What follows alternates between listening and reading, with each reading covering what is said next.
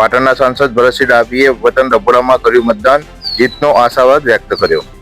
સ્થાનિક સ્વરાજ્યની ચૂંટણીના ગરમાવા વચ્ચે પાટણના સાંસદ ભરતસિંહ ડાભીએ આજે વહેલી સવારે પોતાના વતન ખાતે મતદાન કરી લોકશાહીના પર્વની ઉજવણી કરી હતી। સાંસદ ભરતસિંહ ડાભીએ દર વખતની જેમ પોતાની વહેલી સવારે મતદાન કરવાની પરંપરા આ વખતે પણ જાળવી રાખી હતી।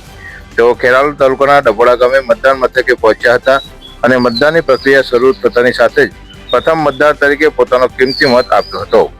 મતદાન દરમિયાન એક રસપ્રદ ઘટના બની હતી। સાંસદનું નિયમિત મતદાન મથક બદલાયું હોવાથી તેમને થોડીવાર માટે અન્ય મથકે જવું પડ્યું હતું।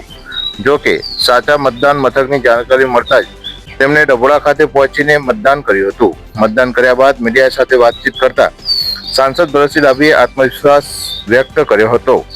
તેમણે જણાવ્યું હતું કે મેં મારા વતનમાં વહેલી સવારે મતદાન કરીને નાગરિક તરીકેની ફરજ નિભાવી છે। આ સ્થાનિક સ્વરાજ્યની ચૂંટણીમાં સમગ્ર રાજ્યમાં ભાજપનો ભવ્ય વિજય થશે તે નક્કી છે। જનતાના આશીર્વાદ ફરી એકવાર ભારતીય જનતા પાર્ટી સાથે છે।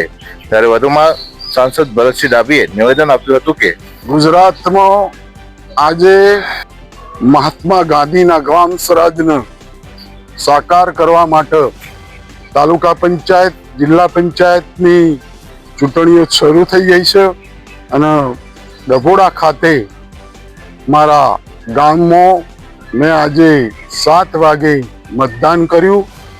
આજે આખા ગુજરાતમાં પ્રજામાં ભારતીય જનતા પાર્ટી માટે અનેરો ઉત્સાહ જોવા મળે છે। ભારતીય જનતા પાર્ટીએ અનેક સીટો બિનહરીફ કબજા કરી છે અને ગુજરાતમાં ગામ સ્વરાજને સાકાર કરવા માટે ભારતીય જનતા પાર્ટીનો મહાનગરપાલિકા, નગરપાલિકા અને તાલુકા પંચાયત, જિલ્લા પંચાયતમાં વિજય થશે।